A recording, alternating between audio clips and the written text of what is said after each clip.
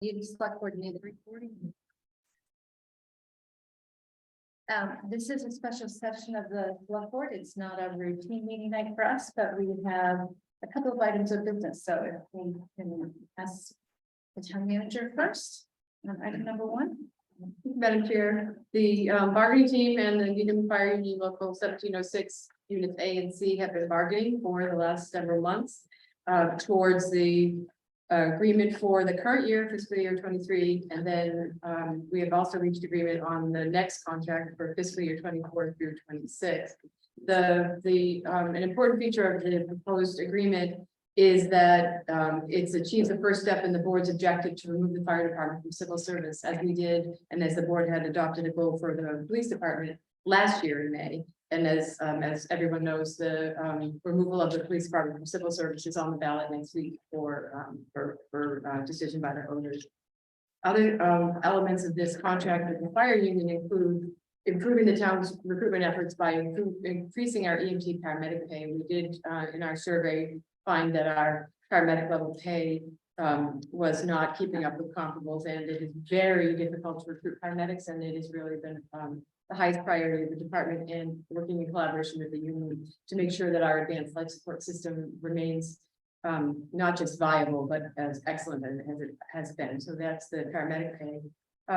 We also looked at expanding educational opportunities, including additional degrees. The contract had allowed educational pay for fire science degrees, but we've allowed additional degrees that reflect the work that the firefighters are performing. And it includes additional monetary language and items shown on the MOA that the board has at your disposal.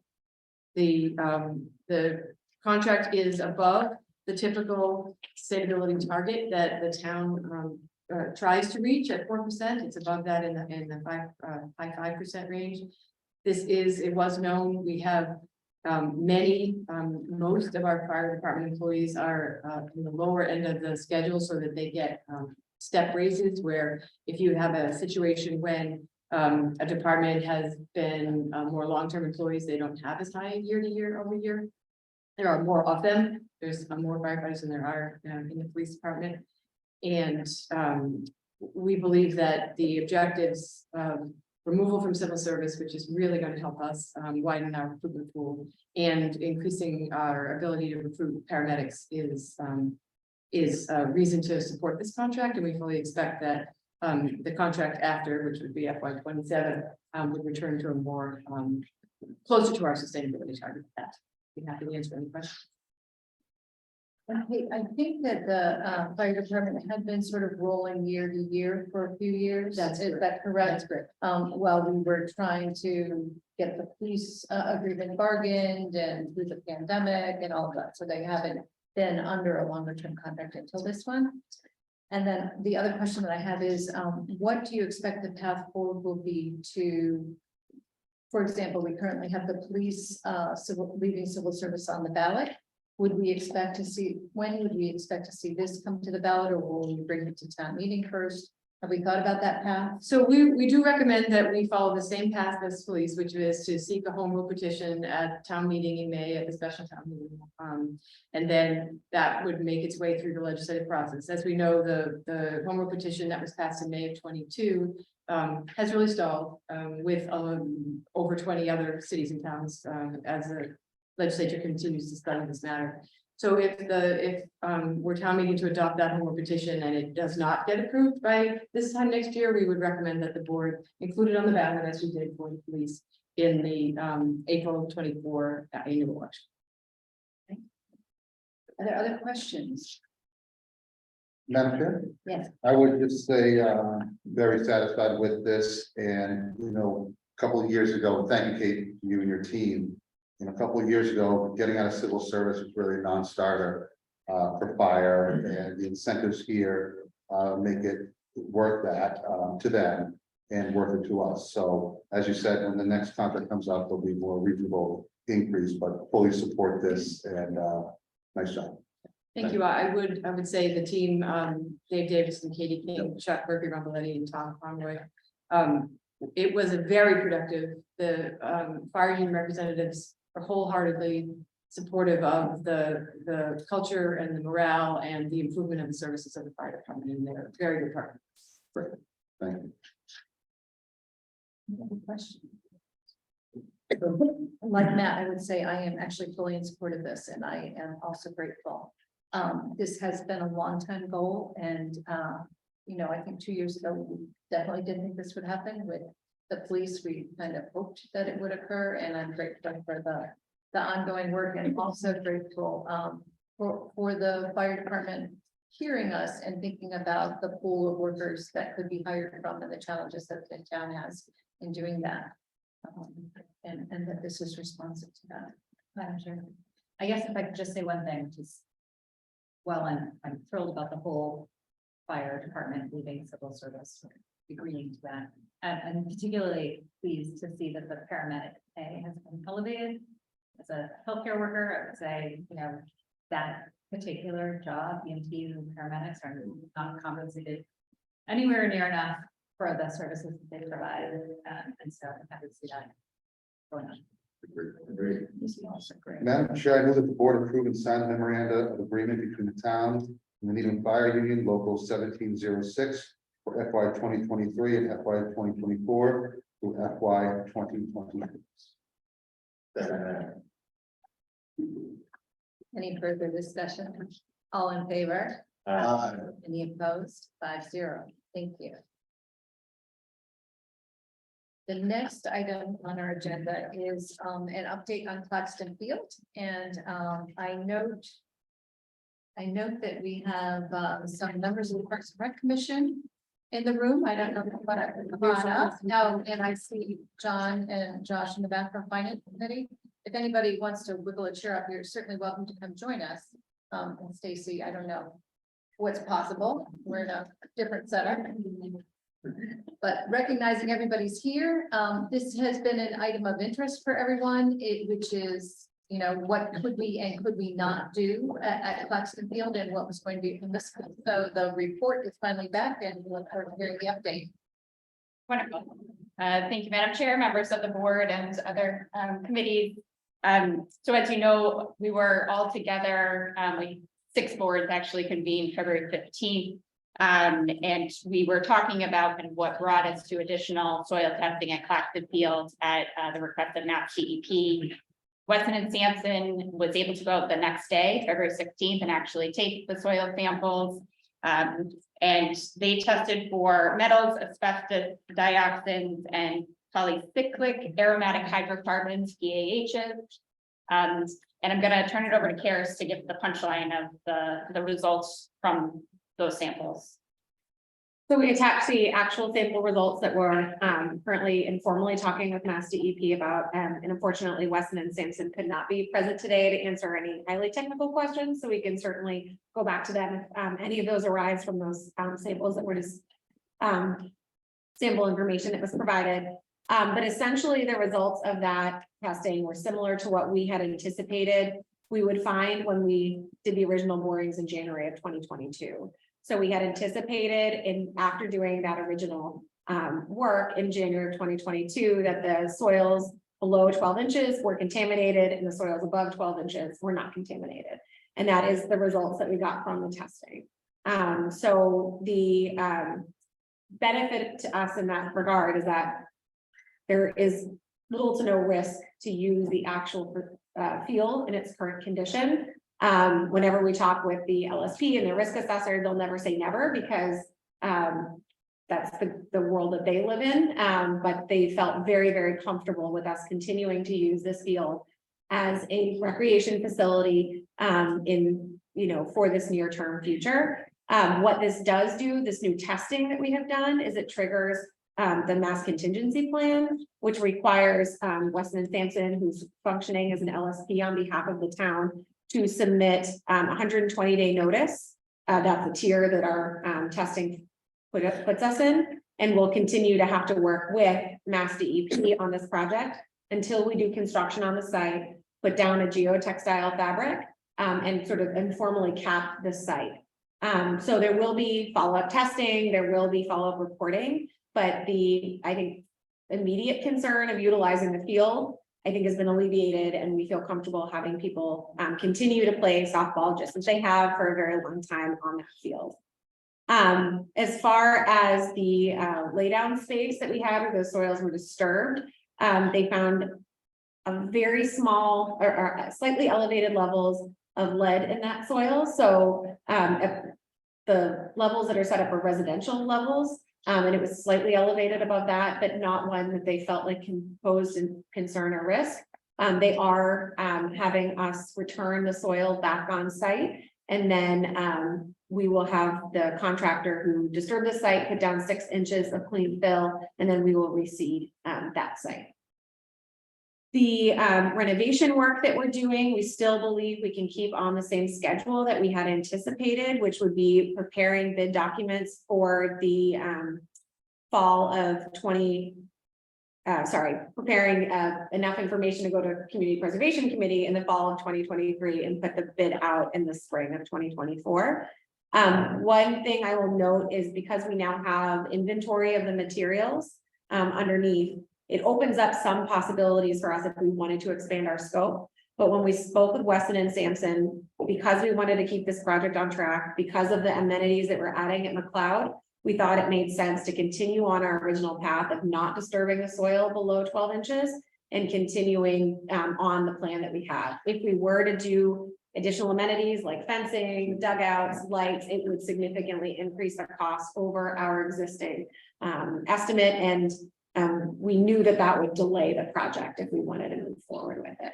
The advantage is when that project is complete and we have the site capped, we'll actually be able to close our permit out with Mass DEP. And I should indicate the way that the state law is written when we have an issue where we've identified materials on site, the state delegates the oversight of that to an LSP. So Weston and Sampson will actually be the ones who are reviewing our protocols, reviewing our information, and providing recommendations to us. Mass DEP provides an oversight role, but they're not actually the ones who regulate us on a micro level. That's delegated to the LSP. So once the project is finished, we'll be able to close that out with the state. We'll be putting a deed restriction on the property because obviously we would need to restrict the excavation of materials below a certain level and below our geotextile fabric. And if we were to use that site, as I know it's come up on a few different areas for potential additional amenities that the town may offer for park and recreation, then that would reopen that permit. We would have to go through that process again. So that's sort of the process that we would need to go through in order to have the field ready and use it for a softball field on our predicted timeline in 2025.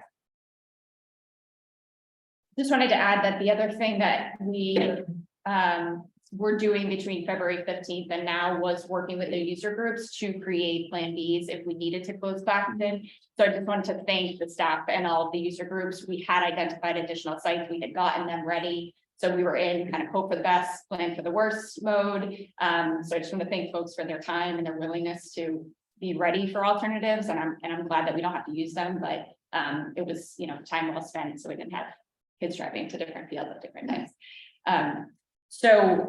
I think in terms of next steps, as Kara mentioned, going to the CPC for fall consideration. I don't anticipate another joint meeting. I think we can now go back to kind of the normal processes unless something that we're not anticipating right now comes up. Do you want to speak to? So we have yet to receive from Weston and Sampson identified costs for the additional reporting that will be required. So our original contract that the health department helped us fund to do the initial study will be coming to an end as we work with DEP to move on to next steps. So triggering the 120-day notification process and follow-up testing will come under a new contract, and we're still waiting on the price for that.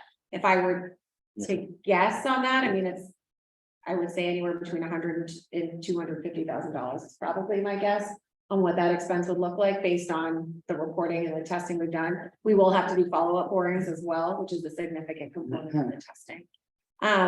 So we will have that additional funding. or we'll have that additional cost and we'll be determining the best way to move forward with funding if it is a reserve fund request or another mechanism. Would that be anticipated to be spent this calendar fiscal year? Or next?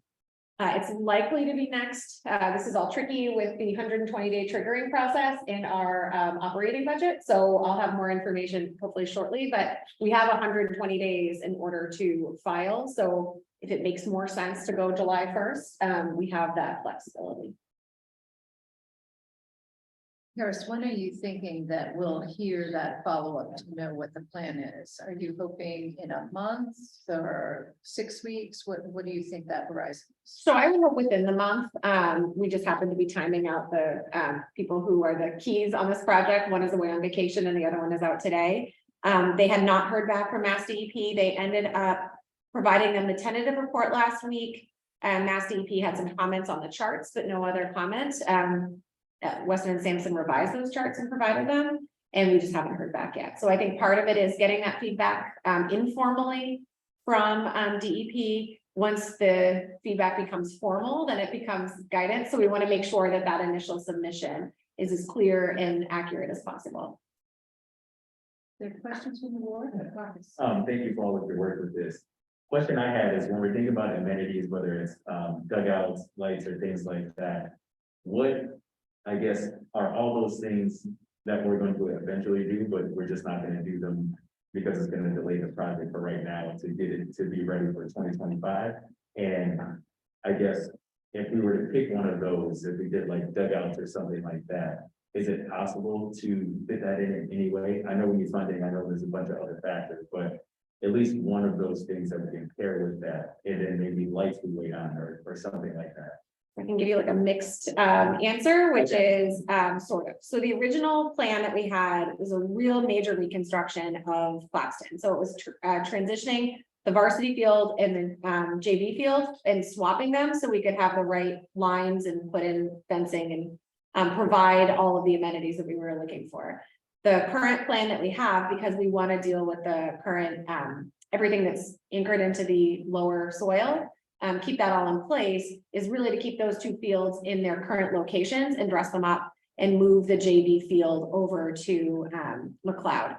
What we could do potentially in the future, although it would reopen up the mass contingency plan, is add other amenities like dugouts and other things that just wouldn't follow the plan we had before because we're not swapping the fields. Because of the soil. Because of the issues we found in the soil conditions. They are upgrading the lights, I believe, but they weren't adding any more light poles. So we were putting in more modern lighting systems, but we weren't adding lights and creating like a lighting plan that you would if you were creating a new field now. Okay. So there's opportunity to add amenities after the fact. But it won't look the way we had originally envisioned when we were designing the two fields. And then McLeod, the plan is for McLeod, just the JV to be over there. Sorry, first, at least in McLeod, sorry, I thought you said JV was going to McLeod. Wait. So the McLeod field is being designed for a varsity level. Okay, just making sure, okay. And that will have those amenities in it. Okay, perfect. Other questions? From the board? Yes, real quick. Thank you. The laydown area, what are we doing with that afterwards? No top off going back. No, so we're gonna restore it back to its original grade and just add grass. I've heard it come up a few times in the active recreation group as a potential opportunity. So if we were to use it for something else, we would just go in and whatever that use is, we would remediate it or adjust or put in the foundation or whatever that purpose is. Based on the use that we have in that facility, but no, there's no intention to put a top off. Right, but would that reopen the process? We test it again? If we were to, yes, if we do, so I guess the one thing we've talked about internally is some of these other items that are in the works. Do we try to co-manage them together? So if we're looking at putting some structure in that area, do we do the foundation as part of the Claxton project? Because you're opening up the permit at the same time and moving soils on site at the same time. So I think that's one of the unknowns that we have right now. Anything that's going to entail digging in the soil is a separate process. Madam Chair. Karis, is the quarry portion of the site affected at all by this? We don't think so. They tested the perimeter of the site. So when we did the initial borings for the field construction, they kept the borings just in the field themselves. What they have done is they have gone further out as part of the testing for Mass DEP, and they have found materials further out in the field. So the old bird dump is broader than what the original field was, and we'll have to do remediation in a broader area now, because originally we were just looking at the confines of the field, and now we're looking all the way to the edges, certain edges of the property. And part of the follow-up work will be investigating how far those edges are. I'll say anecdotally, because we know a lot of this stuff anecdotally through a resident who was in Needham, who built the entire field, and I believe is a neighbor or was a neighbor before he passed, of Ed. That is the limit of it, and the quarry is not part of it. And I would think anecdotally, based on the fact that it's a quarry, it's probably rock and not a burn dump underneath. But that'll be part of that investigation. John and Josh, any further questions? Chris, any questions from you? Okay. Madam Chair, I would just say, I think, since we're disturbing the soil, and I know you're thinking both ways, you got the discussion with the active recreation group, whatever you can do to plan for that, would be, I think, very beneficial. And I do remember the conversation with Tony Cepeda, who I think you were referring to, and I know that that's how he executed that field, filled it in, and he's very proud of it, and that was, but I remember going to it as well, so hopefully we'll be okay. So, thanks for your work, it's been a real detour, inexpensive to the town, but it looks like we're gonna come out okay, so, thank you. Thank you, Madam Chair. I definitely believe that it's always better to know than to not know, so that's helpful. So thank you. We had some other questions relating, I think you guys know, and this is probably more for Stacy, who use the fields and between boys teams and girls teams. My sense is that teams are equitably distributed in the big picture. All right, but I think there's a sense of the macro of particular teams of maybe there's some perceptions of differences there. But similarly, I don't think we can go so far as to say that a field can be a softball field one year and a baseball field the next, which makes it not a possibility. Somebody had suggested, can you just say it's boys one year and girls the next? I do not think that's an option, so I just want to clarify that for people. That's correct. Okay, thank you. Any other? Are we good? We really appreciate the update. We're glad that it's good news. I know that it complicates things going forward. But all good, and hopefully we'll figure out how to maximize what we're doing now so that we're in a position to do things good in a good manner later. Fabulous, thank you. Madam Chair, move the consent agenda. Second. That's your call, Mike. Go. Any discussion? I do note that in here is our vote to waive the outdoor dining license fees for this calendar year, now that the state has extended outdoor dining again for one more year. So we are happy to help our local businesses as they are getting back outside again with the weather turning and the sun coming out and all those good things.